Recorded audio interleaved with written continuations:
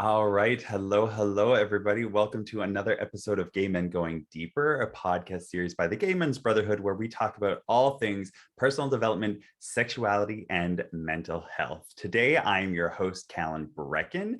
And last week, we talked about suicide and the stats associated with the LGBTQ plus community. And this week, we're going to be unpacking a key aspect of that topic and a contributing factor, which is depression. Depression is one of the most common mental health conditions in the United States that affects an estimated 17.3 million adults and 3.2 million adolescents, according to the National Institute of Mental Health.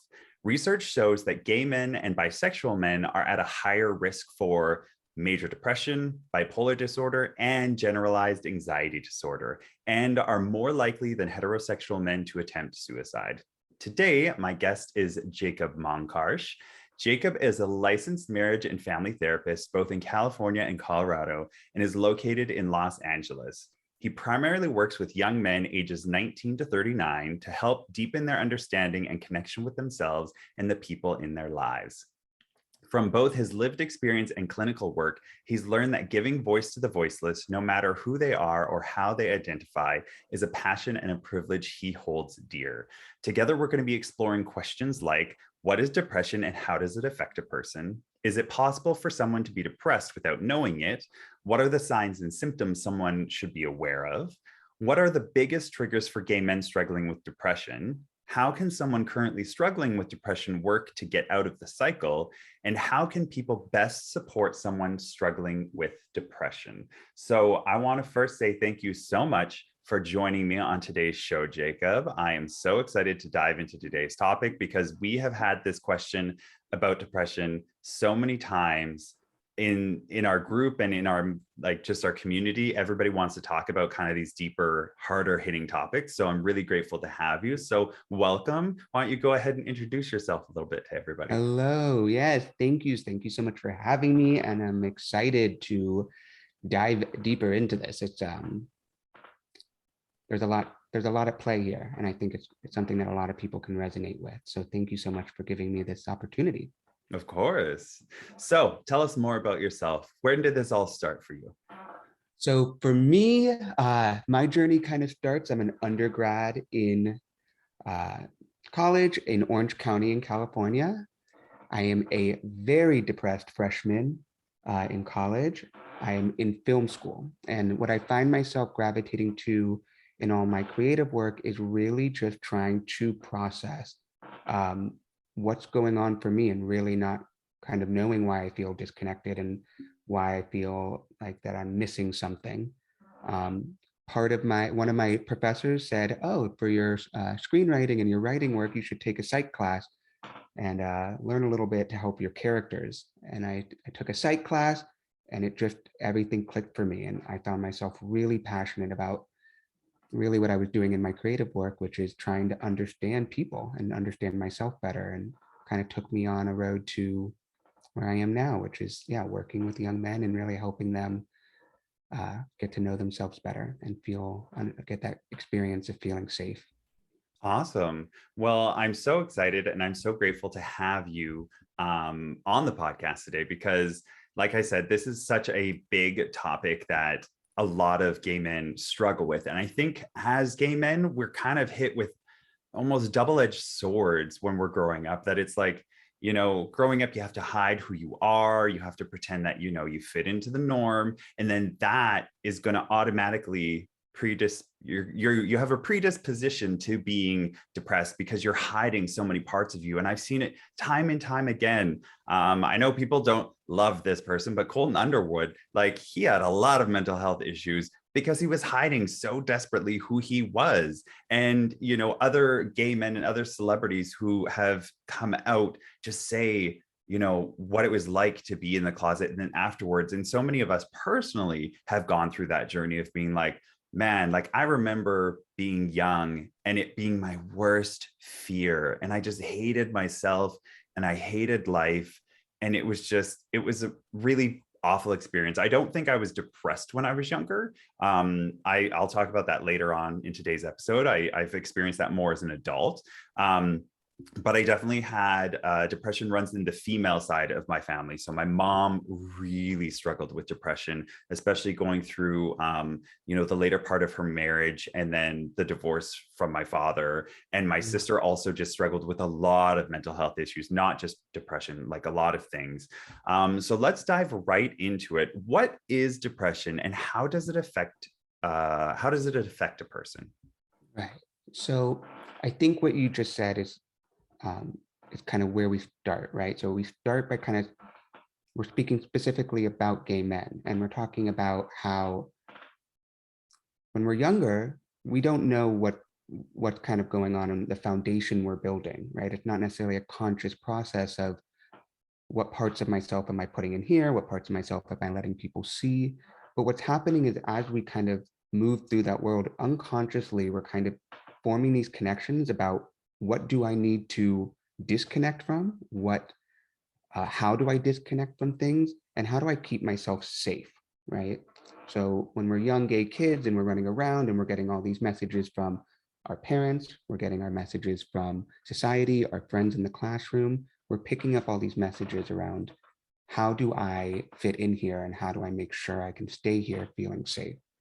And sadly, what happens is what depression is it's a maladaptive coping mechanism. So I say that because what we talk about when we talk about like somatic therapy, which is therapy that focuses on the body, we focus on the nervous system, and our nervous systems are amazing at what they do.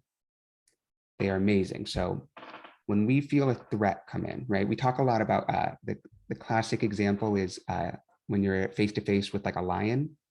When you see a lion, what happens is your brain goes, "There's a threat. I do not want to be eaten by the lion."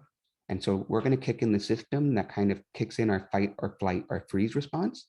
And that's usually where we start talking about anxiety, right? So we talk about how that works. But what happens when that lion, when your mind and your body realize that you're not able to run away from the lion, when you're not able to fight the lion, run away from the lion, or freeze and hope the lion doesn't see you? What ends up happening is your body says, "Okay, look, I'm going to help you out. I'm going to start shutting things down because the next thing that's going to happen is it's going to hurt. And we don't want you to hurt. So we are going to start shutting down your energy. We're going to start shutting down any desire, any pain sensitivity. And it really is kind of this amazing response our body has to trying to protect us from pain and protect us from feeling things that feel intolerable." Now, I don't know how many of us have experienced being in front of a lion, but the lions are different now. And when you're a gay kid or any kid, the things that feel threatening are rejection, not feeling safe, not feeling accepted, and those can really start to feel truly life threatening. And so, as we get older, some of the coping skills that we learn to kind of cover up those things, right? Being funny, being extroverted, being a hard worker, being really organized, right? Directing and getting praise and validation in other ways, they start to lose their kind of kick. And what we come to realize is there's a lot of pain there that was really hard for us to really sit with and tolerate. And so our bodies sometimes try to take care of us in a way where it doesn't feel like it's taking care of us, right? It feels really disconnected and it's really difficult and really both, um, I mean, you said it, the stats say it all, such a normal experience, but such a deeply personal experience that it's hard to even recognize sometimes that other people might feel the same way. Mhm. So you've unpacked a lot right there at the beginning part of it. And I think what you were talking about somatically, there's something called somatic experiencing, which I'm sure you are aware of what somatic experiencing is, and we can definitely dive into that. But all the good, juicy stuff that you were just talking about in regards to experiencing the things that we go through, the fight, flight, or freeze, we experience that as kids, like when you're on the playground, bullying, all of these kinds of things, and they compound in your body. And the human experience, and as humans, we're one of the few species that actually go through the process of letting go of that experience. Because, you know, when an animal goes through a traumatic experience, they've seen this before. I believe it's Dr. Peter Levine did a whole study. He, you know, the father of somatic experiencing. When an animal goes through that traumatic experience, you see them, you know, say the lion comes and attacks the gazelle, and the gazelle's on the ground, but then the lion gets distracted and the gazelle can manage to, like, they've frozen, but then now they can get away. So then the what's it called, the thing that gives you the energy, what's that word? Adrenaline, there you go. The adrenaline kicks in and it takes off, and then once it stops and it kind of starts walking again, because it's like, oh, I'm okay, it does like this shake thing where it just shakes everything off because it's shaking off the extra adrenaline. But what we do as human beings is we lock it all inside and we hold it tight, and it gets stuck inside of our bodies. And so it's a really fascinating work. I highly suggest anybody who's interested in this to look up somatic experiencing, because it really has helped me move through a lot of my anxieties and things that I've had to process, because I was not a very body oriented type person. I'm a very methodical mental person.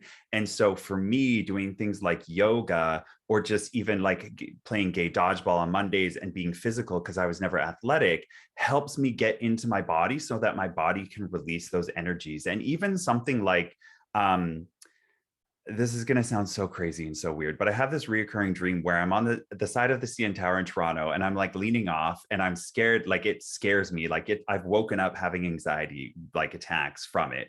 But now I don't, because if I'm having that, usually it's as I'm drifting off. And what I do, instead of just letting myself get scared, is I give into the fear of it, and I squeeze all my muscles really tight, and I let my body shake.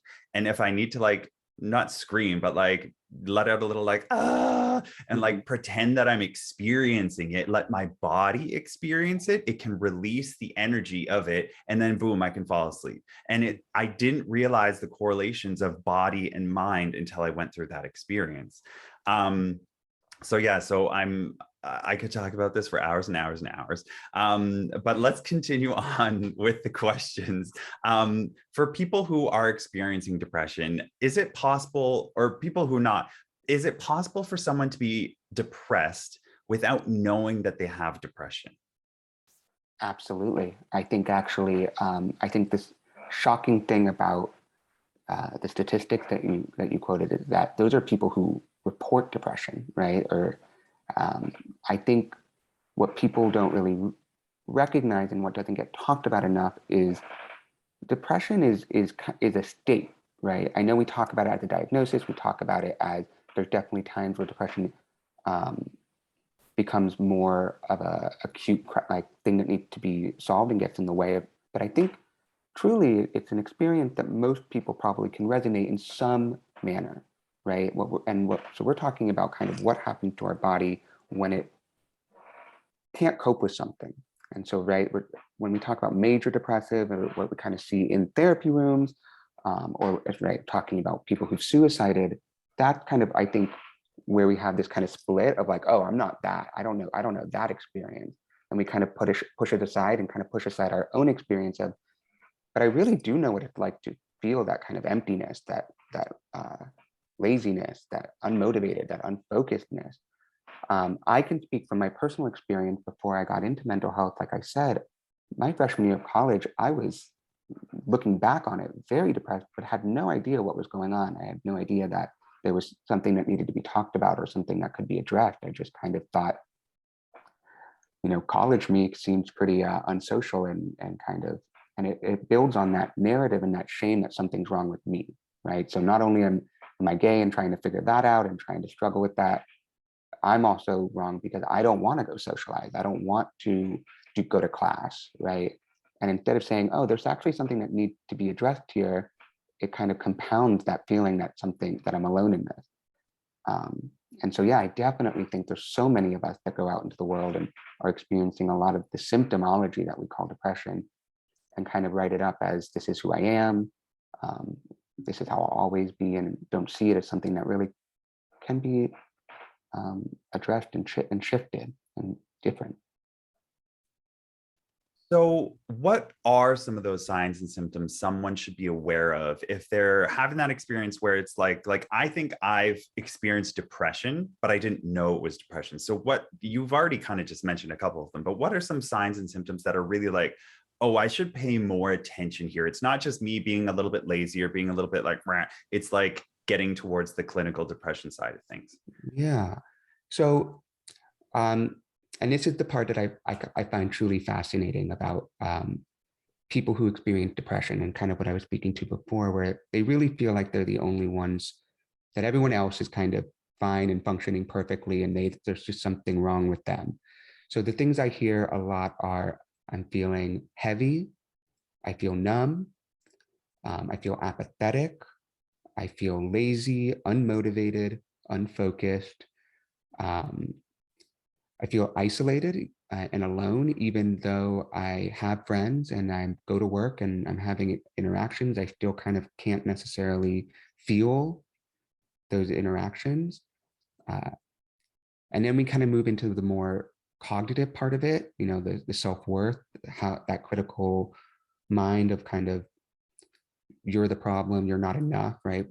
Shame, the feeling is shame, but the way that most people experience shame often is that self-critic kind of gets really loud, and you're the reason, right? No one wants to talk to you, no one wants to connect with you. It becomes really self-attacking. Um, and then we have the hopelessness and the helplessness that things can change. So when you start seeing things and your experience more as fact, right? The things that you believe about yourself are like, no, this is the way it is, and this is how people perceive me, as opposed to realizing that they're actually distortions, right? They're distortions that other people aren't necessarily thinking, feeling, or perceiving you the way that you perceive yourself. Um, those are, I just went through a lot of different experiences, I know, but they have a similar theme, right? Where it's hard to, you feel disconnected, and it's hard to take things in. It's hard to take good things in. Um, And we're going to unpack that later on, if those are the things you are experiencing, how you can get out of those cycles and how you can move out of those cycles. Because those are a lot of, when you get into that headspace of like, and I've been there, especially through the pandemic, like, mm, oh my goodness, through the pandemic, I consider myself a positive person. I like to think positively. I like to have hope. I think hope is one of the biggest key aspects of not getting into that cycle of depression, like the deep rooted depression, that even if there's a kernel of hope, you're like, okay, but like tomorrow can be different. This isn't going to be forever. Like those little tiny things to hold on to, those were the things that kept me going. But during the pandemic, it was so hard because we're such social beings to be locked in. And I'm so grateful that I had a roommate. A lot of people say, I know a couple of people who were like, "Oh no, I'm so grateful I didn't have a roommate because it would have gone crazy." And I was like, "I'm the opposite. I think I'm so good at being alone, and I really value being alone. I'm an introvert at heart, so I could be alone for days and like be okay with it. But I mm, still do need that interaction like once a week or twice a week to just kind of fill my cup up. And then I'm like, okay, I'm good. But not having that and only having like one person as your roommate, and you're both going through the same experience, so nothing's different, nothing new is coming up, and you're both just trying to struggle through it. It was really, really freaking hard. So a lot of the things that you were talking about, definitely I felt those. I'm really curious though, to kind of bring it to the gay side of things, yeah. what are kind of the biggest triggers specifically for gay men struggling with depression? And I kind of put some examples in here. And I'm curious about your work specifically, because I know that there's things like body obsession culture and drinking and drugs and how we just interact as a culture. How do those things all factor into gay men and how we experience depression, or how it can trigger experiencing depression? Yeah. So this question, I think, goes back to kind of this previous kind of overall about depression, right? Like kind of the origin story of it. And what I like to, I spoke to another colleague who works a lot with gay men, and he said something kind of shocking to me. He said the amount of clients that I sit with who say they can't remember their childhoods, it feels murky. They don't have necessarily, they don't aren't able to necessarily speak to it. And the way we were talking about it that I found so intriguing is what happened to someone when they don't feel connected to themselves and they can't take things in, right? When you grow up having to learn, right, putting on a mask, wearing all these things where you kind of put some distance in, and what ends up happening to that person when they grow up. And I think when we talk about the images we see as gay men, about what it means to be a gay man or the ideal gay man, when we talk about what a relationship between two men can look like or should look like or feel like, um, and we also have all these other messages that we've been taking in and internalizing about what's right, what's wrong, what I should feel, what I shouldn't feel, what I should be attracted to. It causes this kind of almost this kind of, obsession is a strong word, but it does start to feel like this really important that I do things right. I have to do this right. And so, Perfectionism, big time. yeah, perfectionism and pushing yourself almost to an extent where I work with a lot of gay men who are burnt out, right? Accomplishments. I need to accomplish a lot of things. I need to push myself in other, because in this realm, in this part of my world, it's not enough. And I'll never get the validation and praise that I need for it. So I will try to focus on my diet, right? I'll focus on external things. I'll focus on my diet. I'll focus on my body. I will, if I'm feeling really socially anxious and not enough, but I want to go out and be fun in this, I'll drink that voice away. And the thing, I know there's obviously a lot of talk around drugs and alcohol. And the thing is that the truth is that they work in what they do. I wouldn't say the healthiest way, but when you don't want to feel a certain way and you want to present a certain way, drinking and drugs ends up being maladaptive, sure, but a way for you to enter the world that may be really disruptive for you and bring up a lot of feelings that you're really trying, that would be intolerable for you to feel in a gay bar or in a gay relationship, things that become kind of overstimulating. Yeah, to be able to access that world, and it's this might sound controversial, but it's like I'm going to be perfect at all of these things over here to make up for the fact that I'm gay. Mm-hmm. And I've seen that so much in the gay community with that perfectionism, with that burnout. If I can be perfect at everything over here and show the world how perfect I am, it'll make up for the fact that I'm gay. And it's just wild.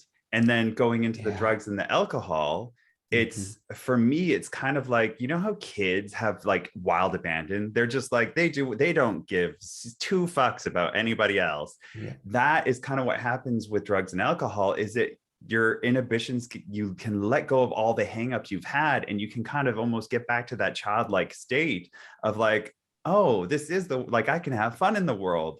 But the thing is that you can do that without drugs and alcohol. But if you don't feel safe doing that, or you don't know how to do that, or you don't know how to process that, or how to get there, which it takes doing a lot of this work to get there, of course, you're going to turn to drugs and alcohol in order to kind of access that, because that's where you feel free. That's where you feel like, oh, I'm connected again. Exactly. And I think um, drugs and alcohol, food, exercise, and I think the food and exercise part is because, right, we can say that's it's healthy. It's, to eat clean, to work out, your body. You said it yourself, yoga, an amazing somatic experience, and really helps kind of get you in your body. I think the thing that becomes very, very hard for some of us who've gone through this experience to take in is that coming out is not the end of the process. When we come out and we tell everyone, we think, but I'm out, I'm going out, I'm going to gay spaces, I have gay friends. Why, in what world would I not be okay with being gay? I'm here, and we disregard the lifetime, right? The childhood, the adolescence, the adult years before we were out that had an impact on our relationship with that part of us. And we were like, but no, we came out. We already did that part. We accepted ourselves. We go to the pride parades. We go to the gay dodgeballs, right? I'm here. I'm doing it. And it's hard for us sometimes to understand that the 12-year-old that was really afraid of being gay, the 15-year-old that had a crush on his friend but didn't know if he liked him back or felt uncomfortable around, will this person like me? Will they hate me if they knew this? those parts stay with us, right? Like you said, as humans, we absorb those experiences and they end up working in our unconscious. Um, and so that I think is the thing that gives gay men and other queer people this double-edged sword, and why we are so um, disproportionately affected by kind of mental illness and depression, especially because we have very, from day one, a unique experience of knowing that we're different. We don't know why, but we know that we sometimes we feel it as maybe we're magic, right? Maybe I know a lot of young gay boys who were waiting for like, oh, something special like that. Something's going to happen to me one day where finally things will make sense. They don't know what that is per se, but at some point that starts to turn into a negative, right? There's something different about me that I can't necessarily connect with or feel safe around my peers in. I don't know if you have this experience, but I remember whenever the word gay was brought up in school, I always thought all eyes were on me. I thought for some reason that everyone else was thinking that I was the one that they were talking about, Oh, I whether or knew not. everybody because everybody would say it to me. Yeah. And so there's that experience, right? Of Being it's othered. And so this really deep sense of something being wrong. So Yeah. that even when we come out and we start living the life we've always wanted to live, in a congruent life, right? Living with our past, we still have to process, and we have to kind of undo the damage that was done to us, sadly, from society, family, and all those interactions. Um, and quite frankly, I say this to my clients, it's not fair what happened to us. It's not fair what happened to you, but it is your responsibility to, if you want to clean it up, right? If we want to do that and do that work.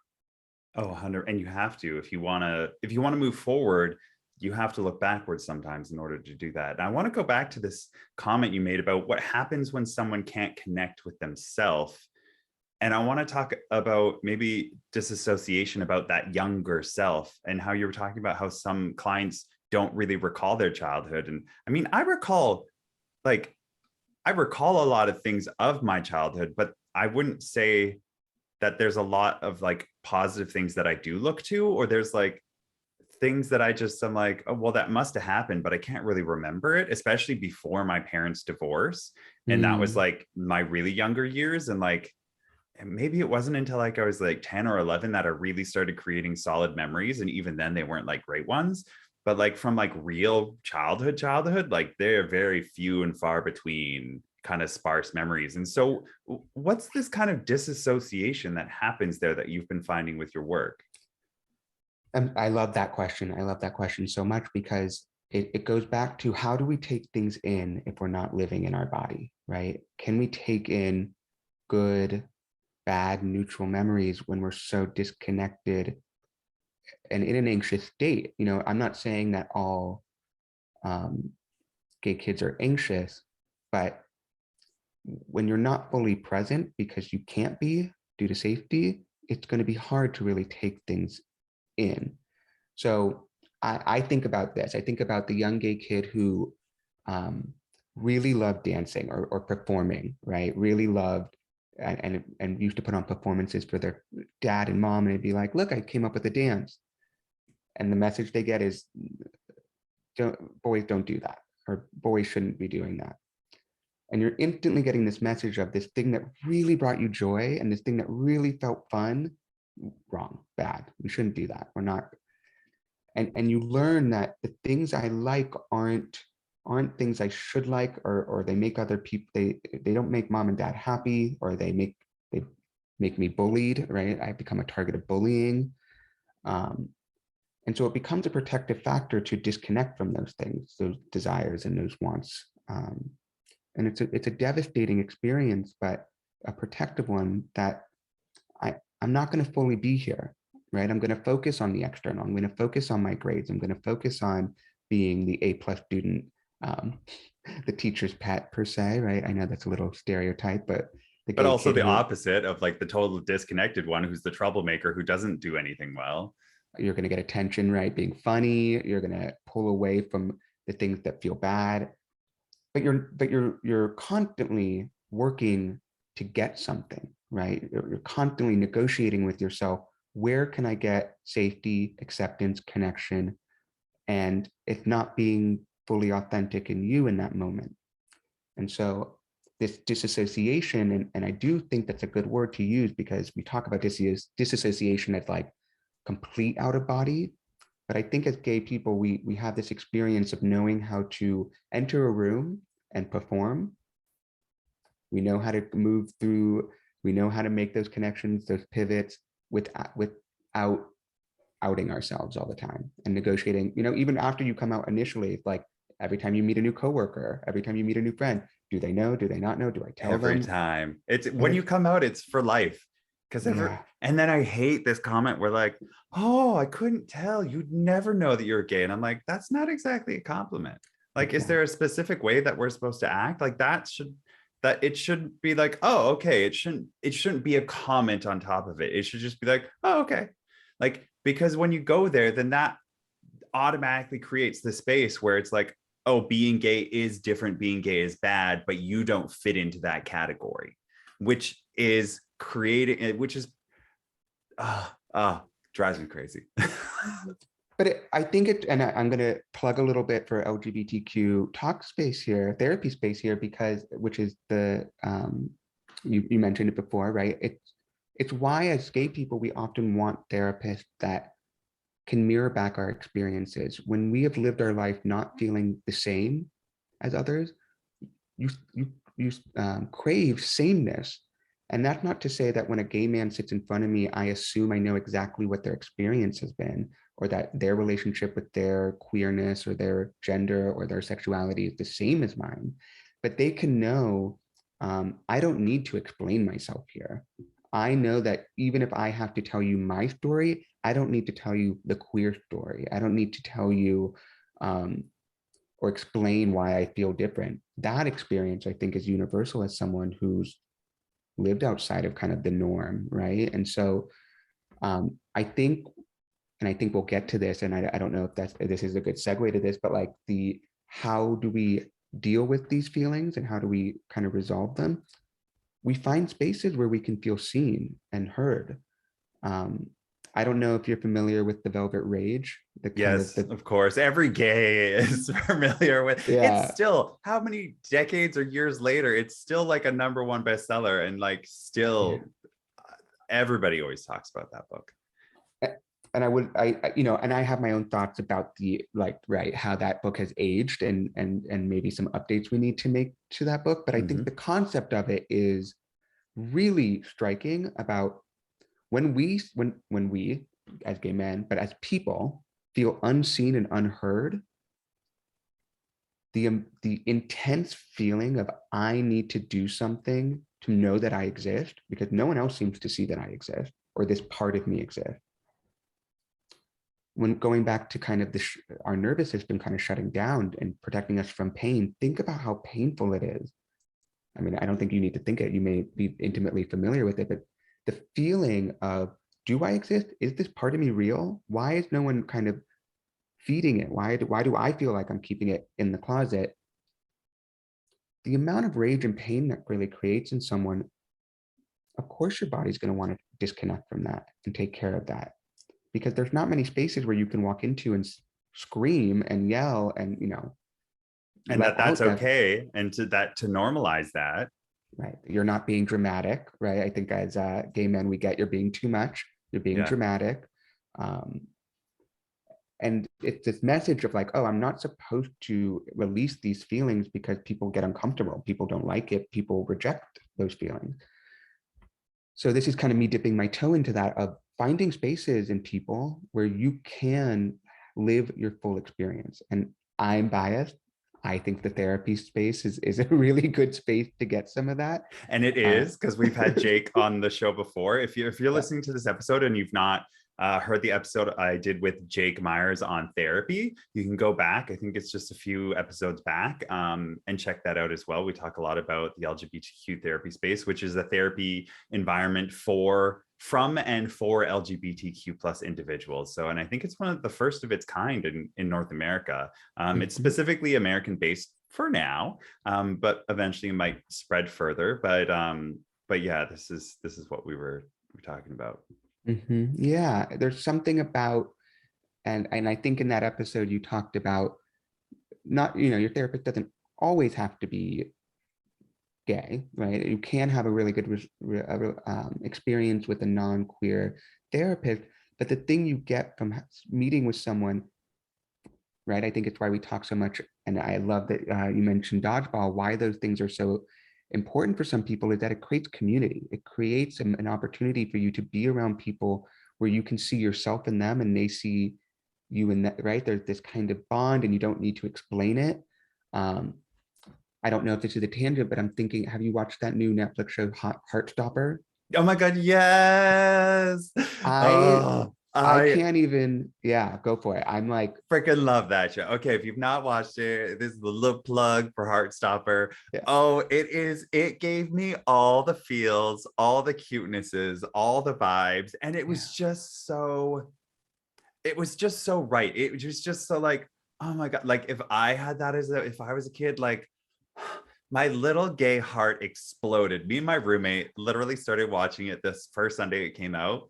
And we started like sometime in the early afternoon and we just watched the whole thing to the end. We stayed up an extra hour late because we're like, we need to finish this. Like, we cannot go to bed because it is just so cute. I watched it twice in one weekend, and I was really sitting with why. I was like, there's something about this, right? And like, I think as gay people, we like gay content, and again, it's like a community thing, but it felt like feeding the younger part of me.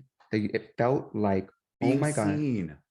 yeah. And these young gay kids, well, and right, this the story of these young gay kids who the story isn't about and there's a coming out process and no spoil, but like it deals with the themes in such a beautiful way.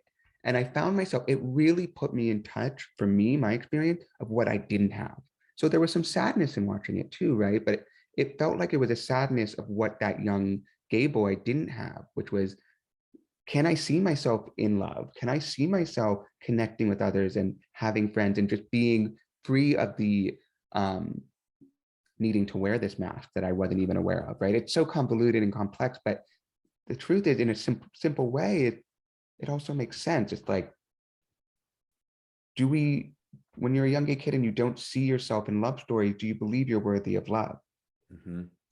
And we're still unpacking that. We're going to be unpacking that for generations still, because that's the thing. And that some people don't quite grasp in this immediate, everything, give it to me now, world, is that change takes generations, not just a little bit of time, but like generational time. And healing, the destruction and anger and frustration and pain went on in generations, and it's gonna have to come off in generations as well.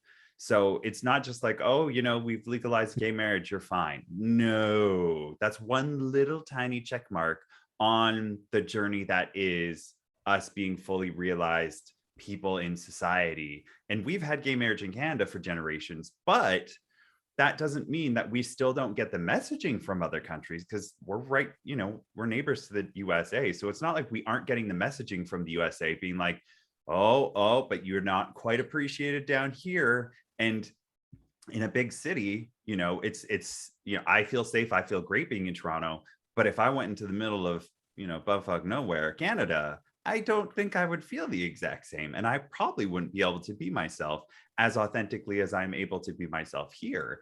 And it's all part of it. And that's going to take generations. But things like Heartstopper and these shows and these movies, the visibility is so important. And then on the flip side, the other people who are screaming like, oh, why do you need so much visibility? And it's like, because every fucking show until this point has been about straight people. You have generations of normalizing. We don't have generations of normalizing. So yeah, it's going to be in your face because the pendulum is swinging Mm. to correct itself. It's the same with Black Lives Matter. It has to be in the face of everybody constantly for generations now, because it's been the opposite for so long. We need to course correct, and it needs to swing in the opposite direction until eventually it can come back into the middle where it levels itself out. But these things are going to take time, and we need to continue to do the work around it. I'm snapping. Everything you just said, just like absolutely feel, yeah, because it's so true that these things don't happen in a microcosm, right? Um, it is amazing that we start to have experiences as gay adults, hopefully, where you do find safe spaces, right? And those safe spaces become so important to those communities. Um, but the thing is what you're speaking to, and something that I struggle with a lot, is what happens when you leave those safe spaces, right?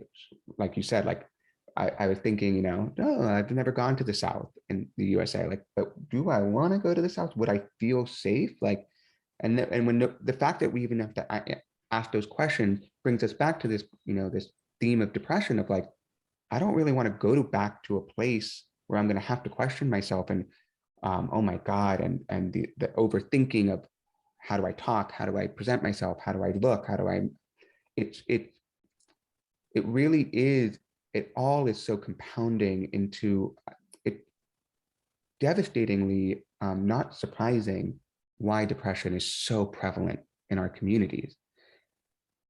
And also at the same time, we're told gay men are supposed to be fun. We're supposed to be stylish. We're supposed to, right? Like, again, those stereotypes that come in and like how we're supposed to present the gay best friend. And there's these things we're breaking down in the more stories we hear and the more experiences we have. But you don't want to be this sad gay boy. Like, that people don't want to have that title about them. And I think the more we talk about it, the more we realize it's actually a universal experience. Hopefully we'll create some more space so that you can have the whole breadth of life. That's really what treating depression is about. It's not about not feeling sad. It's not about not having bad days and feeling unmotivated or lazy. It's about being able to experience the spectrum of our feelings and the spectrum of the anger, the rage, right? Because like you said, the rage isn't going anywhere. No, it needs to get released in a constructive, healthy manner. Exactly. It's not about getting rid of feelings. And that's something that I think really shows up in my practice of, I don't want to feel this thing. They come to me because they're like, I want you to get rid of the sadness. I want you to get rid of the heaviness. I want tomorrow to be able to pop out of bed, go to work, feel productive, feel purposeful, and please help me feel that way. And I tell my clients, my job isn't to make you feel differently per se. It's to make you feel more. It's to give you the liberation and the freedom to feel your feelings and to understand the feelings and the tools in order to sort through those feelings and unpack them. Yes. Which Yes. is why it's so important for people to work through either programs or, that's why we created the Gay Men's Brotherhood, so we could create this community of people who are, lightly dipping their toe into these conversations where it's like, it is hard, it is difficult, people are going to rub up against each other, there's going to be fighting, there's going to be anger, because there's been generations of it packed on us. It's not just going to come off and be like, okay, we're done. It's going to be like an onion unpeeling every single thing. And this is the perfect segue into the next part of this is, somebody who's struggling currently with depression, how can they start moving out of that cycle? And one of the biggest key things is, working with a therapist, starting to understand what your feelings are. Why are your feelings there? What are the tools that you can then get to put into your tool belt to start sifting through all this stuff? But I know that can also be hard, because if you're in the deep cycle, you don't even want to reach out. So if somebody's really in there, how can they even start to try to figure out where to go next? Yeah. And this is one of those questions that there are some, right, some of those how-tos. And then there's also the real kind of what's behind that question, right? It's like, it's such, I think we can't underestimate, like what you just said, how difficult it is when you're in that place. And I always think that when someone reaches out for therapy or in any sort of support or way, that first step of asking for help, oh my God, like we may think it's just another call or that it might be easy, but that is so often the hardest part. I do, as a therapist, we do consults before we kind of jump into working with clients. And oftentimes those 10, 15, 20 minutes can be healing in itself for someone because they've reached out for help and they're getting their hand is being grabbed. So I say that because it's for the person who feels hopeless, that says, oh, there's no point, it won't change anything. I really want to say that there's something to creating a bit of space, even a fraction of space, that the voice inside your head that says nothing's going to change and challenging that can change your life, I think, in many ways, because it can give you at least an opportunity to make a choice to take a step closer to someone. Mm-hmm.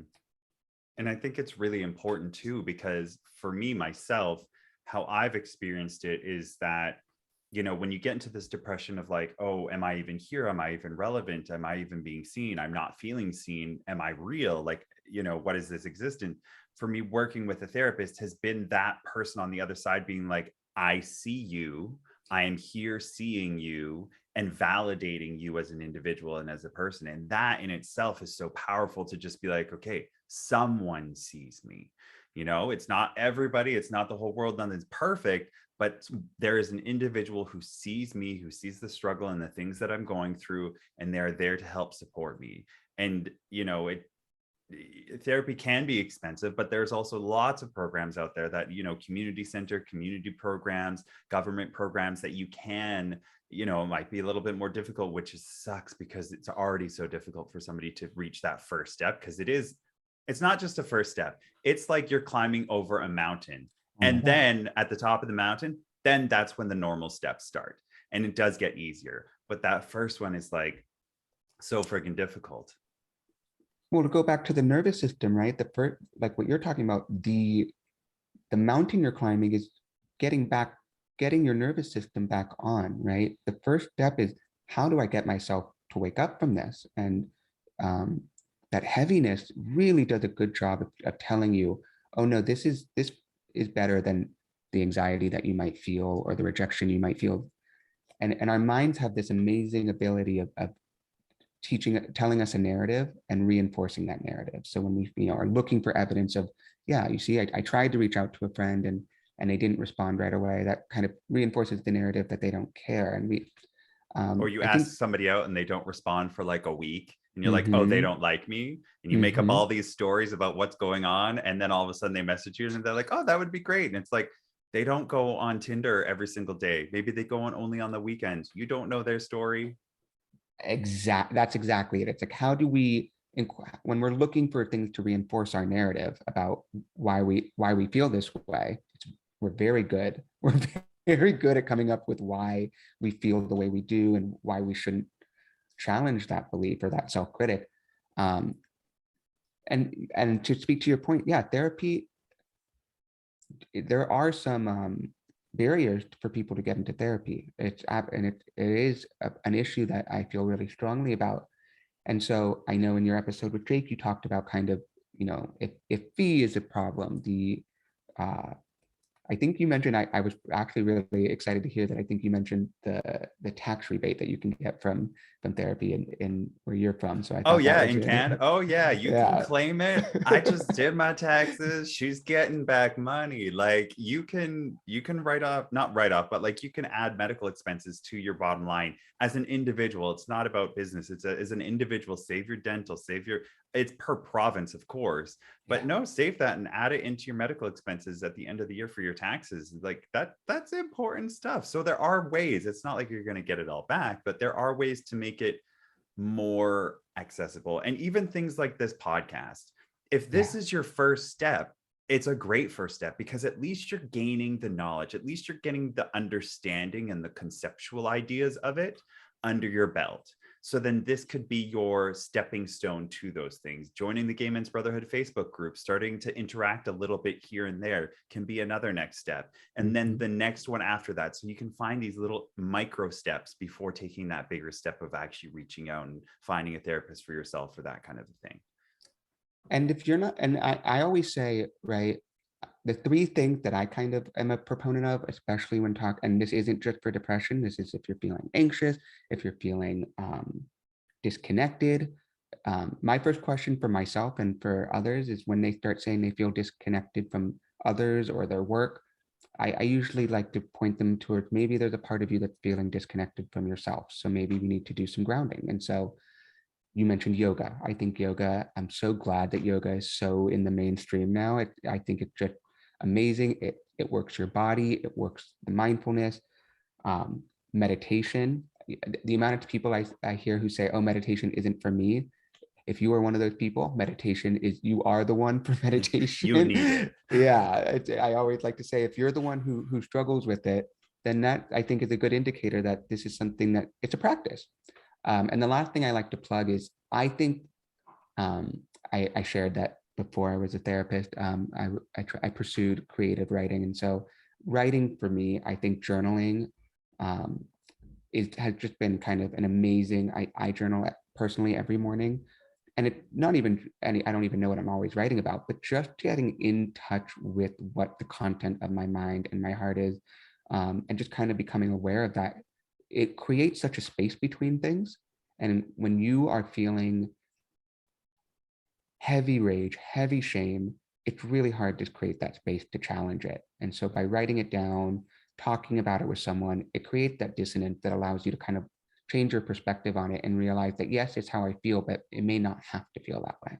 Mhm. And so that's my plug for some Yeah. habits. I like to do that in meditation and in my kind of world. I like to do the third person perspective where it's like, this is me, this is the rage I'm feeling, or this is the whatever I'm feeling. Yeah. And then doing gratitude or whatever kind of forces me into that third person outside of myself where I'm like, Mhm. okay, well, what's the actual facts that an outsider is looking at? And then it can Mhm. kind of remove me outside of my inner thoughts and kind of put me into a different perspective and go, okay, where am I not really being truthful with myself, or where am I making up a story that doesn't really exist?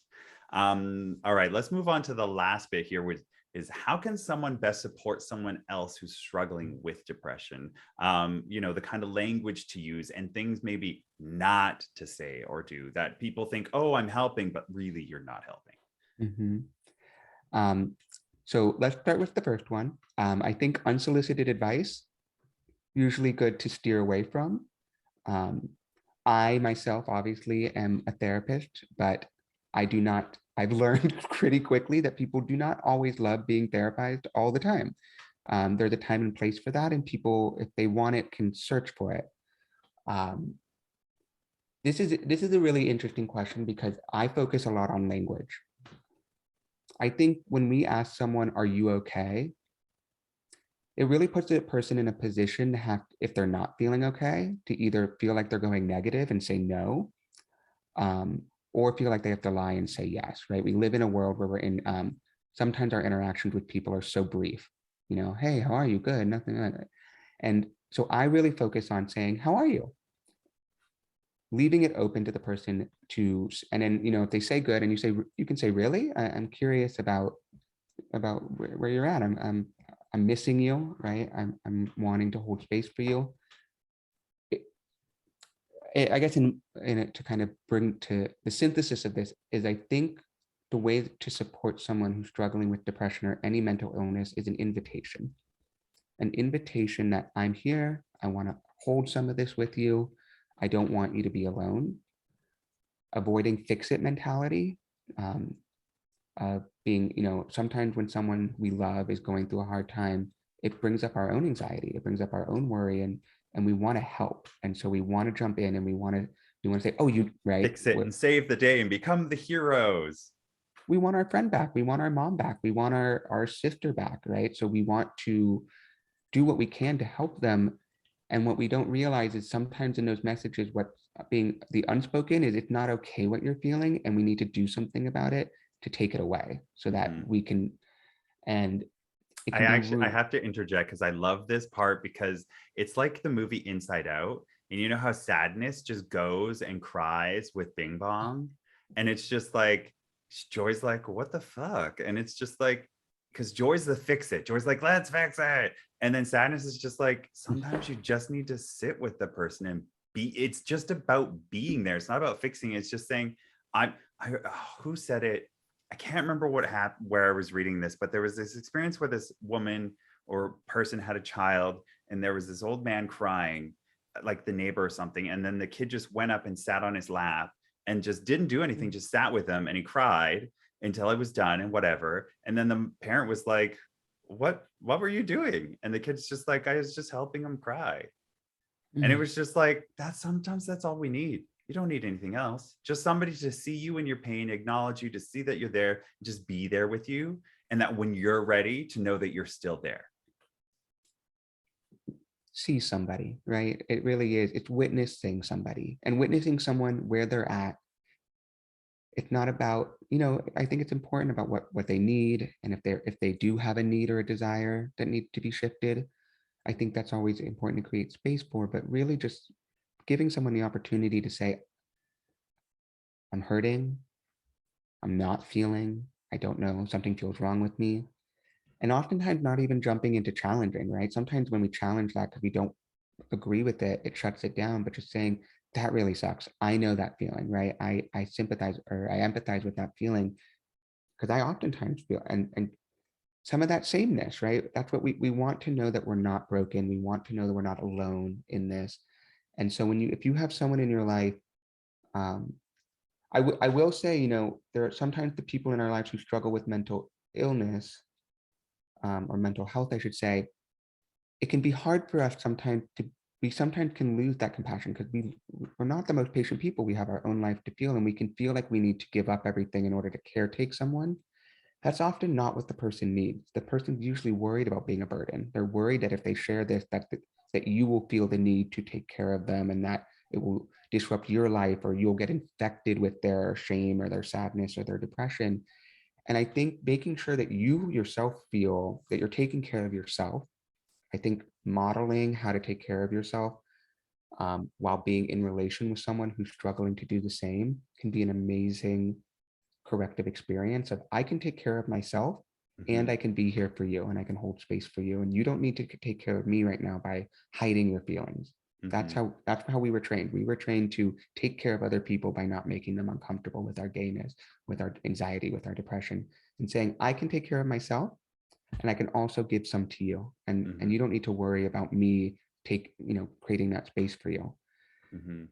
So I think that's kind of my gist of how I kind of would kind of coach someone if they were really worried about someone and missing someone.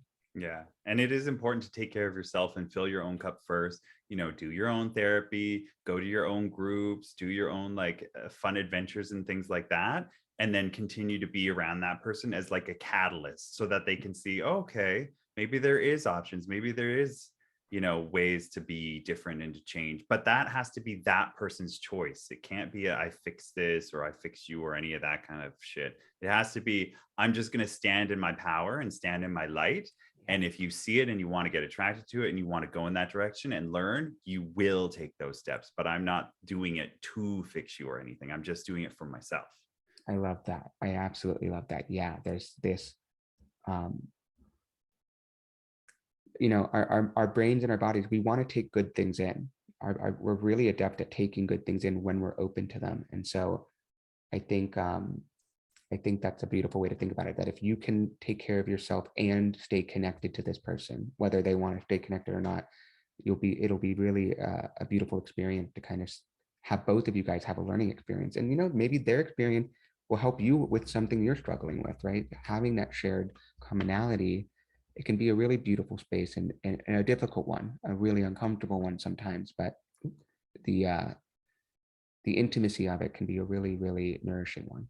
So. Mm-hmm. Well, I think we can end things there on that beautiful note. So it's been an absolute pleasure having you, Jacob. Where can people find out more information about you or your work if they're interested? Yes, so I have a private practice, again, that functions mostly telehealth, but also in Los Angeles. You can find more about me on jacobmonkarsh.com. Social media is to come, not not quite there yet, but or you can find me on LGBTQ therapy space, working in Colorado and California. And I can't advocate enough for what I'm Jacob, he's Jake, Yeah. has set up and created. It's a really beautiful experience to be able to be a part of. Yeah, and it's fantastic. And I'll have all that in the show notes for everybody to find out more information if they like. If you've liked this episode, please share it. We need to normalize these conversations and people need to know about it. Share it on your social media. If you're following this on iTunes or wherever you're listening, give us a star rating. We really appreciate it. And leave us a comment. We love to read those out as well. If you're watching this on YouTube, please hit that subscribe button and hit the little bell. It'll notify you every time we release new episodes every Thursday, and also give it a thumbs up because we really appreciate that as well. And I think that's it for today. So thank you so much, Jacob. Have the best day ever, and we will Thank catch you you. all next time. Peace, love, rainbows. Bye.